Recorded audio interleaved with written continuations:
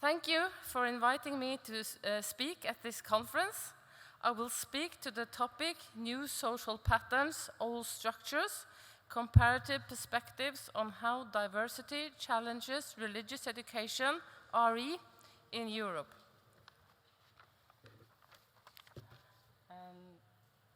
Yeah, that works, good. In the field of RE, the issue of increased societal religious diversity is, I believe, the most discussed topic. Indeed, this was the reason why I entered into the field as one of the first in Norway with a religious studies background, at a time when educational policy shifted to inclusive RE subject for all. The background was a long tradition of Lutheran Christian education, where it was the Reformation that motivated the introduction of schooling for all in 1739. As the Danish king who ruled Norway at that time converted from Catholic to Protestant religion. Christian education was for a long time the main aim of education, but over time RE allocated a place among other school subjects. Between 1974 and 1997, a secular worldview alternative existed, though the majority had Christian RE. From 1997, we got one subject for all in the Norwegian comprehensive educational system. There is only a limited right to exemption from activities and not from knowledge content. This has been controversial, and parental complaints by secular humanists were brought before the European Court of Human Rights with a verdict against the state of Norway in 2007 that parents' rights were not sufficiently respected. Following this, the national curriculum and the legislation were adjusted. The present name of the subject is Christianity, Religion, Worldviews and Ethics, KRLE. The specific mention of Christianity in that name was taken out after the verdict in Strasbourg, but was reinserted after a political shift to a conservative, right-oriented government in 2013, against strong opposition. I had graduated from religious studies at the University of Bergen and came to Trondheim in 1998, where I have been working with educating RE teachers for this subject since then. The situation back in the second half of the 1990s was that this new inclusive subject was introduced. Now all religions should be taught. In effect, this was 5 world religions, secular humanism as a worldview, and philosophy and ethics. Most colleagues in teacher education at the time had Christian studies or theology background, and my first responsibility became teaching the other religions. Many were looking to England because of a similar inclusive subject there. The interpretive approach is pioneering work by a team at the University of Warwick to solve the challenge posed to RE by increased societal plurality. Children and parents had greater variety of different religious backgrounds than the selection of materials for teaching in schools represented. This could mean that a child is taught about his/her own tradition in a way which is alien to him or her, or learns about religion in ways which is not useful for understanding more about own or others' religions in the present diverse society. The internal diversity of the grand religious traditions became obvious as the work by the Warwick team was based on ethnographic studies into the lives of, for instance, Hindu children in Britain. It gives a certain focus on the lived side of religion, which is probably closer to children's experiences than tenets of faith or the history of the traditions, which is often the traditional content of school learning.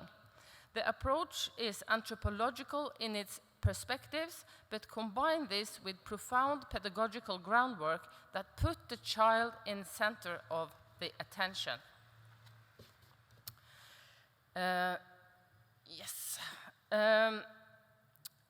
Jackson distinguishes between religion as a grand tradition, groups within those traditions, and individuals. This pedagogical approach encourages an understanding of religions as dynamic and evolving, countering essentializing representations.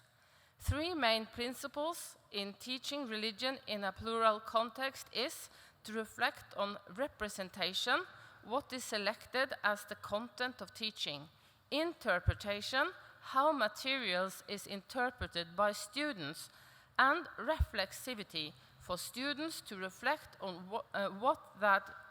that which is presented to them in relation to their own experiences and backgrounds. The interpretive approach is possibly the most well-known theory of religious education and has spurred widespread interest and debate. Leni Franken revisited the theoretical foundations of it in an article from 2018. Arguing that it is a possible way out of ongoing debates about dilemmas of what are neutral grounds for inclusive RE. She quotes Jackson's 1997 book, The Interpretive Approach. One problem for religious education is that religions and cultures are rarely represented in a vibrant, flexible, and organic way. RE tends to treat religions as discrete belief systems and cultures, when they are discussed at all, as separate, bounded entities. And from Jackson's 2004 book, Rethinking Religious Education and Plurality, here are the quotes, easier to follow. The second quote from the 2004 book, Rethinking Religious Education and Plurality, the content of RE is not simply data provided by the teacher, but includes the knowledge and experience of the participants and an interactive relationship between the two. The specialist religious education teacher working with children from diverse backgrounds needs the professional skill to manage learning that is dialectical. If teachers can have the right degree of sensitivity towards their students' own positions as well as to the material studied, and can develop appropriate pedagogies, then a genuinely conversational form of RE can take place, which can handle diversity.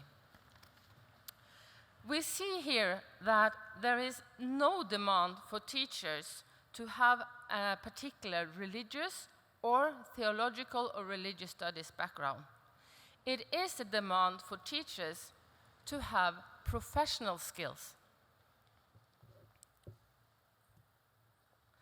Now, a little bit about the signpost might be something you know, but in my preparation for this paper, one of the questions which Francesca suggested to me was, what is the role of scholarship? Initially, it could be helpful to make the distinction between role vis-à-vis policy and role vis-à-vis educational practice. Guy Shea has found that since the 1990s, research in the field of religious education in the Nordic countries has had a focus on the complexity of religious plurality, including teachers' strategies to handle this. Therefore, the debate on plurality and RE is quite advanced, but this has little impact at the political level, where the focus is rather on whether or not Christianity has a special role in the country's cultural heritage. Regarding the role of scholarship on a European level, I see Signpost as a substantial effort to bridge that gap of research, policy, and practice. The background was a discovery that policy that the countries of the Council of Europe had already agreed on was not followed up nationally. Thus, in Signposts, Professor Jackson tries to explain it in a form which is applicable for practical usage. For instance, an important distinction is made between understanding religions and religious understanding, recognizing that outsiders' and insiders' perspectives has distinctive qualities. Both may be important for understanding religions as an aspect of own and others' culture. Strangely, issues of religion has often been left to one side when issues of intercultural education have been on the agenda. From such a perspective, it is also a matter of how religion could be brought into that mix of intercultural education. But that is not to say that that is all that RE could be, or indeed is. So, has signpost affected policy on national levels? To a very little degree, it could seem, according to a recent comment by Professor Martin Rothgangel in the 2021 book, Islamic Religious Education in Europe. I will get back to that in a minute. Has it affected practice? Despite the effort to bridge the gap, the signpost could be seen as aiming at the policy level, but it is translated to 13 languages, and there are teacher training modules based on it available at the European Wergeland Center. If it is being read by actors close to practice, like teachers and teacher educators, they may pick up points seen as relevant in their own teaching practice, even if it is not integrated in the national policy in a formal way. It could thus have an impact on practice. Yes. Turning now to comparative perspectives. When I came into the field of religious education at a time of shift to an inclusive model in Norway, many were looking to England for inspiration. I think two things caused me to do a PhD with Professor Jackson. The first is when I encountered the interpretive approach that gave me directions, and the second is I wanted to understand the English context where some impulses came from.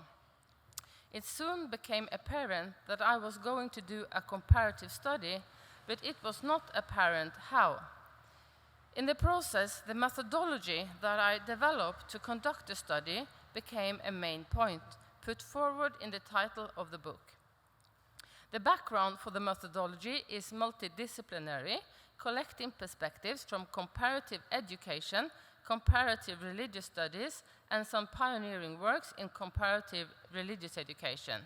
One point is that it is about the study of internationally shared problems to have a supranational perspective, meaning a view transcending the often very intense national debates.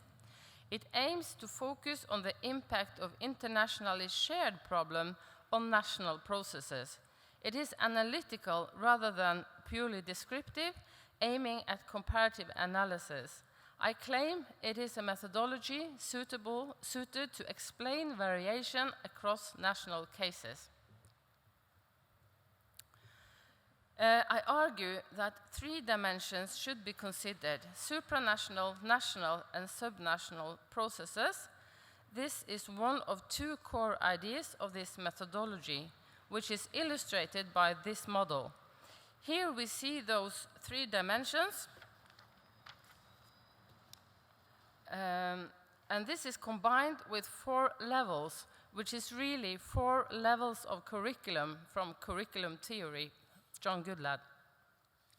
In the model, this is A, a societal level, B, an institutional level, C, an instructional level, and D, experiential level, what students actually learn or experience. Why the levels? It is to secure validity in a comparative study through thoroughness in exploring national history and local school systems, and acknowledging the complexity of curriculum. I have argued that together these make up a map of domains of relevance for learning in RE. I distinguish also between formal and informal processes, where verdicts at the European Court of Human Rights are examples of formal supranational processes. The societal changes in the population's relationship to religions are examples of informal processes.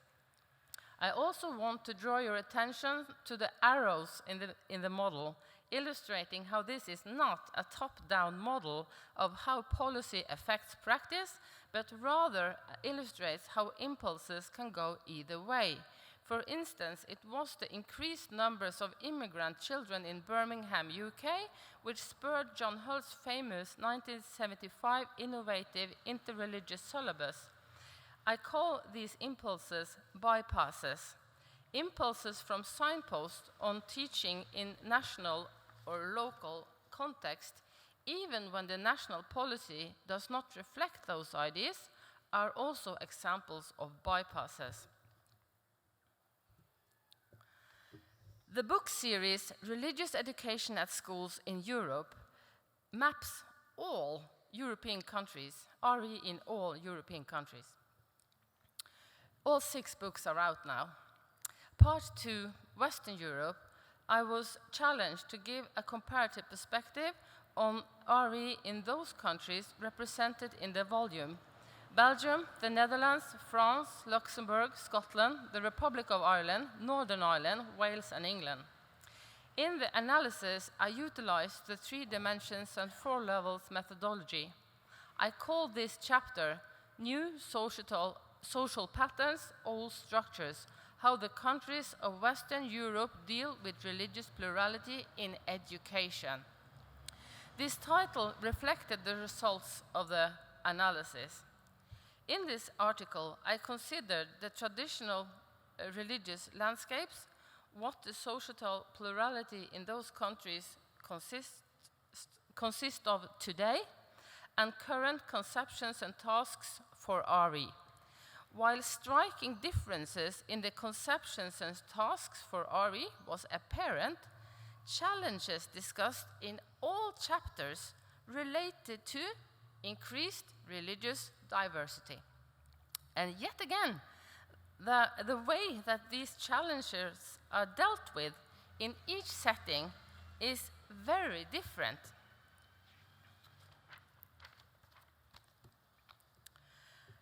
What kind of responses to religious diversity that exists depend on what national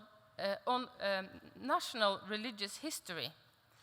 In the tale of the history of the nation, religion is allocated a specific role, and this history is described as deep, cultural, and intersecting with the identity of the nation. For instance, from the chapter on Belgium, religious education in Belgium in the public realm of the school is dealing with this broad European and global diversity, but because of the small space of the country and its deep history, the discourses on religious education seems to be even more intense. Thus, a pattern of same but different came to the fore, that the state-school religion relationship in history, or the tale thereof, seemed determined for what possibilities was accessible in each context to address the increasing societal diversity.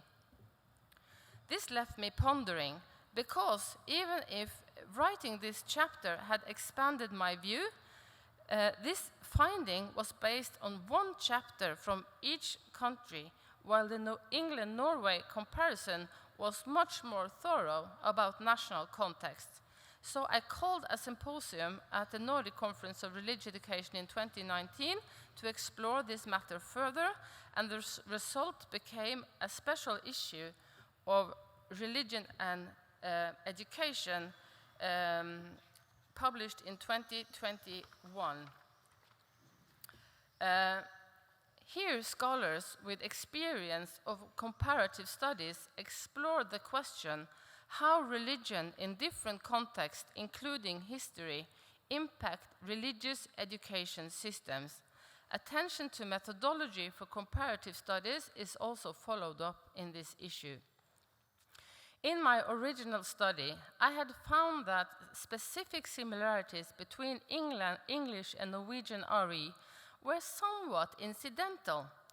Pluralization of society is put forward as a reason for change to inclusive models in both countries, but whether change could happen seemed to depend on nation-specific factors, and particularly the history of church, state, and religion, or the tale thereof.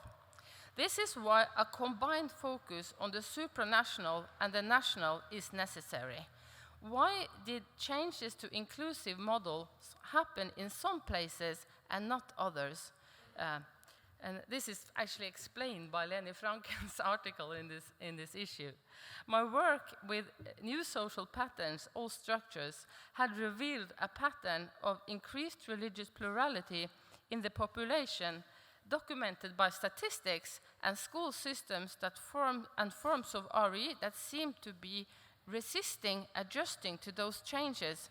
In the introduction to the special issue, I therefore present this as a hypothesis for further exploration, that new social patterns reflecting the present plurality are not sufficiently accounted for in educational systems, as they rather reflect the traditional religious landscapes.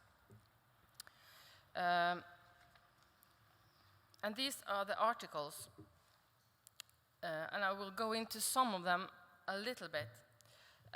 In Jonathan Doney's statement, Archaeology, it is about digging out how something becomes possible, and here focusing on the Christian ecumenical movement as a supranational process that made inclusive RE possible in England and Norway. It illustrates how history affected what happened, but also what might happen today. In Eastern Europe, inclusive RE did not so far become possible. Typically, RE is catechetical. In Martin Rothgangel's The RE Puzzle of the Visegrad Group and the Answer of Collective Memory, he compares RE in Poland, Czech Republic, Slovakia, and Hungary. They share a history of being part of the Habsburg Empire. He thus explores some other kinds of structures. In Sibren Miedema's A Postlude on Adequate Methodologies for Comparative Research regarding the relation religion, worldviews, and education, he notes how this, he refers to Scheie, who has noted a contextual turn in research on religion and education. We have seen in religious education, this is a quote, is it here? No, it's not. Right. We have seen in religious education research an increasing emphasis on the relationship between object of study and the social and cultural surroundings. This has been discussed not only as a methodological issue, but also as an epistemological issue.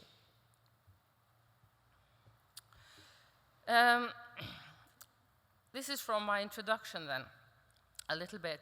When history is described as deep and connected to religion, identity, culture, I have used the concept of national imaginary to describe this, to catch the fact that the idea of history is not identical to what really happened.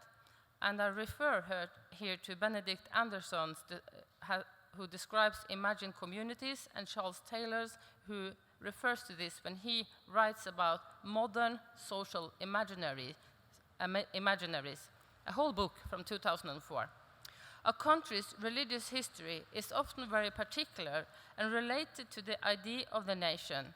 In the process of enlightenment, belonging to modern nations became bundled together with religions in different ways. However, during the second half of the 20th century, religion and national identity has become unbundled for a significant amount of people. For instance, today, for Islamic Norwegians, nationality is not relevant for religious identity. For others living in that same country, however, it is relevant, but in the face of the pluralization, it becomes important to negotiate new ways of integrating religious and national identity, for instance, through a rhetoric that all share in the Christian cultural heritage, if not the Christian faith. I believe this bundling and unbundling of religion and nation becomes particularly visible when looking at debates about RE in national school systems. In Church, State and RE in Europe, past, present and future, Lenny Franken explains why some structures are so hard to change. Both religion and schooling is often integrated into nations' constitutions. Behind the legislation is often historic conflicts from the past, laid to a form of rest. Real structural shift to models more suitable to the new situation therefore often require constitutional amendments. Since there is often no political will to do so, the gap to worldview realities among the student population widens. She even finds that sometimes pragmatic shifts happen with creative interpretations of constitutions. The pragmatic solutions she reveals showcase the gap between pedagogies to adjust to societal realities and formal structures of education. It seems that traditional religion is holding their grounds both in integrative and separative forms of RE. In integrated models, as for instance in Norway, it is still Christianity in the main, often with reference to its importance as cultural heritage. A problem is that Christianity is represented as Norwegian rather than global, thus Christian diversity is not well represented. In effect, now, neither, for instance, Islam nor the often privileged Christian religions are thought as living, negotiated, present and global religions, which the students in today plural, globalized, mediatized reality already meet. And maybe there will always be a gap, but how wide can it be before RE no longer makes sense to the general population and thus politically?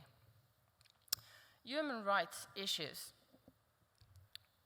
Considering the discrepancy between existing educational systems and societal developments, how are these systems justified?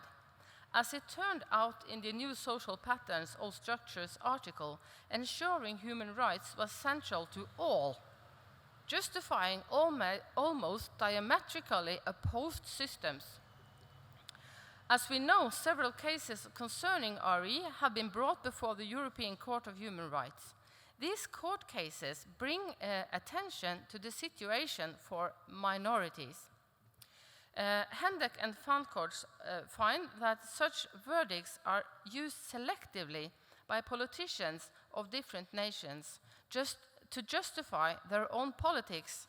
In their article, The Effects of Judgments by the European Court of Human Rights on Religious Education in England and Turkey, they see how England, having no verdicts against them, while Turkey has two, is a major difference in how important such international jurisprudence becomes in the national debates.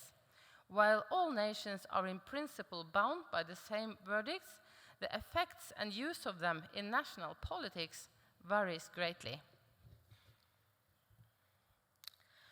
Now, what secular are we talking about? Increased diversity of worldviews is not only about religious worldviews.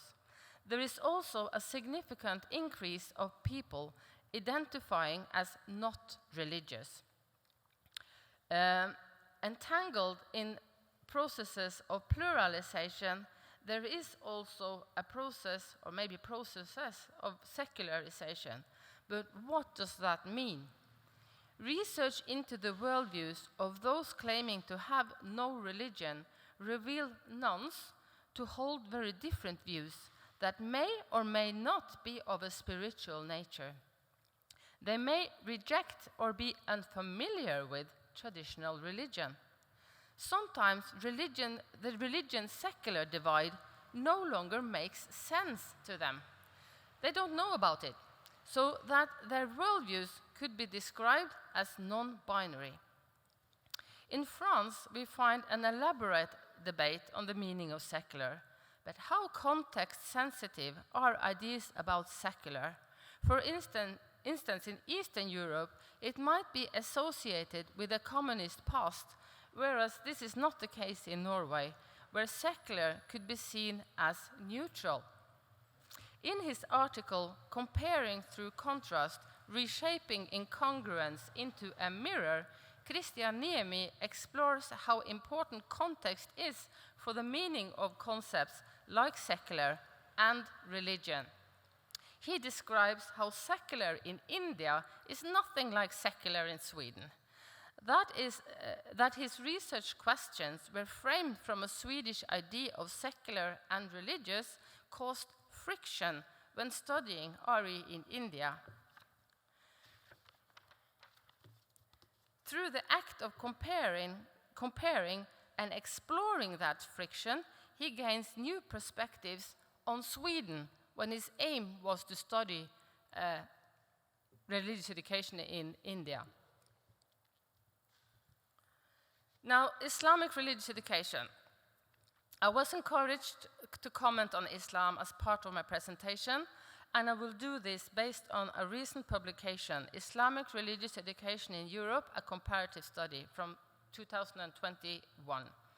The background for Franken and Gent's book was the increased number of Muslim students in schools across Europe and increasing attention for Islamic EuARe, not the least in the perspective of discourses of radicalization, politicization, and securitization. A question arising from this is what the relationship is between what state and society expects from Islamic religious education and what Muslim communities expect. By initiating an ontology with a comparative perspective, they create an overview of forms of and embeddedness for EuARe across Europe. The book contains 14 country reports, and in addition there are some short commentary chapters on issues such as feminism and Islam. Four main forms of an embeddedness of EuARe are identified. EuARe, Islamic religious education into religion. This is found in state schools in Belgium and Austria, for instance. Education about Islam is found in state schools in, for instance, Sweden and Norway. Islamic education is found, of course, in Islamic schools, which you can find, for instance, in Netherlands and France. And you also can find Islamic religious education in confessional Christian schools, for instance, in Belgium, Netherlands, and Germany. Through focusing on Islamic EuARe, some general points regarding EuARe is illuminated, at the same time as Islam specifically gets some much-needed attention. In the words of Hendek's book report from 2021, the fate of EuARe determines the fate of EuARe in a country, a point which could not be caught without a comparative perspective. In my short chapter, comparing in brief Cyprus, Netherlands, and Denmark, this illustrates quite clearly how national context determines what kind of EuARe there is. If Christian EuARe is confessional, EuARe and other kinds of EuARes is confessional. If the history is of strict separation of state and religion, there is no EuARe, and there is no Islamic EuARe in schools, as in France. And in areas with traditions of Protestant churches where inclusive EuARe developed, we now find education about Islam as part of inclusive school subjects. What we can actually claim to see in a comparative perspective is how parts of European history that regulated Christianity through historical bickering back and forth between state and religion created a certain deal for Christian education specific to each state or nation. In each case, the deal for Christian RE is expanded to other religions, such as Islam. But maybe that doesn't fit so well. Maybe this needs to be renegotiated to fit Islam into European history in its own right. A point may be that more of Europe's history of different religions needs to be written into and negotiated with regard to the story of the nations and its alleged deep history. In effect, European cultural heritage. Neither Islam nor Judaism, for example, are new in Europe. Far from it. Rothgangel's comment, Islamic religious education in Europe and European recommendations as a mutual, yeah, that's a slide, isn't it? Yeah. This comment is relevant for the question of the role of scholarship on policy and practice. Referring to advice from Signpost and also the Toledo guidelines, for instance, he observes that almost no reference to this European advice is made in any of the book chapters. While in the named recommendations, religion is seen as a cultural phenomenon that there should be teaching about for integrative purposes, this is often not the understanding of the organizers of Islamic religious education. He lists a number of possible reasons for this, but one is that in the often quite hostile societal debate, Muslim pupils feel vulnerable and in need for a safe space, away from prejudice and discrimination, for instance, among peers in Muslim schools. This increases segregation at the cost of dialogue and integration. Also, the mere complexity of different national contexts where this advice is integrated or ignored is named as a challenge. How well does the advice fit? This strengthens the view that attention to context is also needed. I will now turn my attention to an alleged crisis in English RE. In England, there has for several years been a murmur of crisis.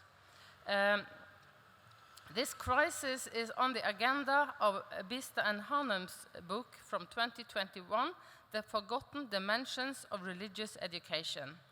In my reading, I find that a forgotten dimension is perspectives on religions as lived, what it entails to live meaningfully with religion.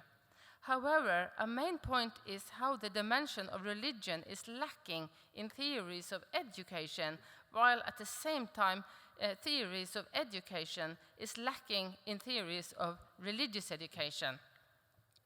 If this crisis is not solved and no one understands the point of RE anymore, there is a danger that it will be taken out of the school curriculum, which I think is actually part of the debate in England now. For Hanum, as I understand it, a main point is, of both education and religious education is that it should enable young people to act in a diverse reality through subjectification. This refers to Bista's series of education where he distinguishes between qualification, socialization, and subjectification. In chapter 6, where Bista interviews Punjabi and Ravel, the focus is on essentialism, where Islam works as the perfect example of why this is problematic. In the current political climate, we find essentialized ideas of what Islam really is. For instance, is Islam compatible with democratic values or British values? It is impossible to answer this question fairly with a yes or no, because Muslims shape Islam and Islam shapes Muslims. It is not a static phenomenon, but diverse and context-sensitive and evolving. And still, in schools, such questions may be posed to pupils. You might find examples in textbooks. Joyce Miller was part of a commission on religious education that worked on this crisis and published their final report in 2018. While doing investigations for the commission, she did observe a lot of good quality teaching, but the problem was the lack of coherence to educational structures that supports it. This is seemingly part of the same tendency that I identified in new social patterns, old structures. What she asks for are structures that supports more open exploration of religion and worldviews as phenomena, including as lived realities in people's lives. Does the alleged crisis in EuARe apply elsewhere, for instance in Norway? That would depend on whether teaching of world religions continues with essentializing representation of them, or whether a kind of teaching could be facilitated where open exploration of religion and worldviews can happen in a way which is seen as meaningful to students and meaningful in the wider context of the purpose of education. With regard to new national curriculum in Norway from 2020, a general point is that subject learning should be meaningful in relation to overarching aims for education.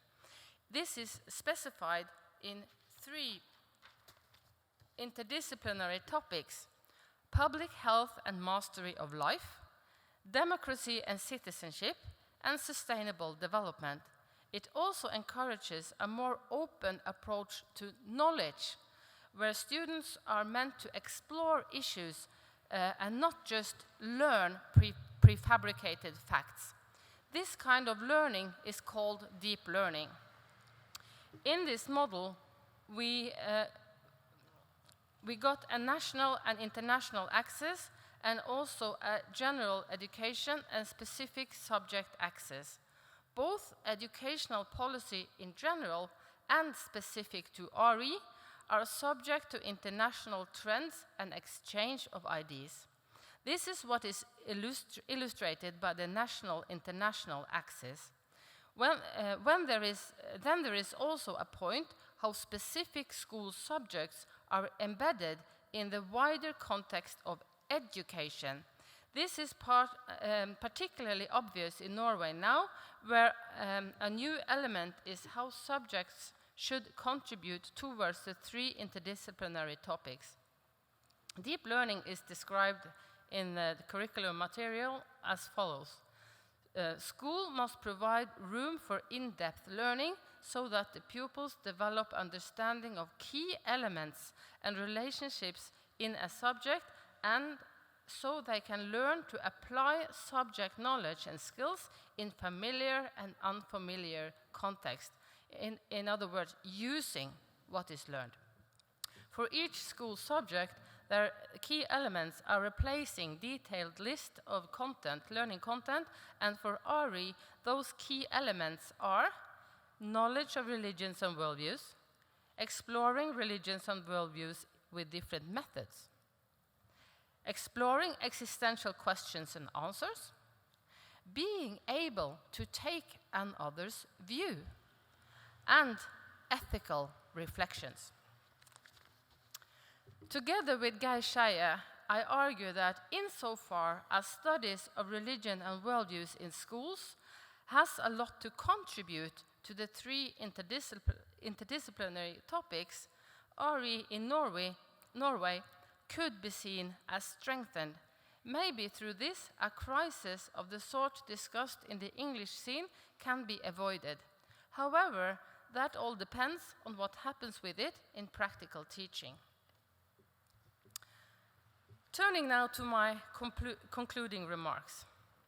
In this presentation, I have given an incision into the topic of religious education and diversity, with a focus on comparative perspectives. Towards the end, I commented on some recent developments in England and Norway. Though I have highlighted how new societal patterns outrun educational structures, that is not to say that changes in RE or school is not ongoing. They are, and so are intensive debates. I have kept the question, what is the role of scholarship, in mind. In my darkest hour, I think that the role of scholarship is not to be read and largely ignored, be tangled up in disagreements, and especially when it comes to religion. However, scholarship on RE does provide useful insights, and in a less pessimistic vision, and through wonderful opportunities such as today, it may be seen to bring the world forward. What is religious education? Is it a school subject with various names? Is it the purpose of education as it once was in Norway? Is it education into faith or membership or identity, religious identity? Is it education about religions and worldviews in today's world? Is it a means to increase tolerance and understanding? Is it a means to understand oneself, the world, and others? Is it a safe space for dialogue on such issues as religion, worldviews, existential and ethical questions? RE is probably all of the above and more. The role of scholarship in the field of RE could therefore be named as bringing forward new insights of potential usefulness for different kinds of religious education in different contexts. Personally, I see the aim of developing students' understanding of own and others' religion and worldviews in today's world as pivotal. I will argue that RE is not merely an area of applied science, but rather an area of research in its own right, which is contributing to debates on major issues such as what is religion, what does secular mean, and to the broader debate on diversity and religion. Thank you.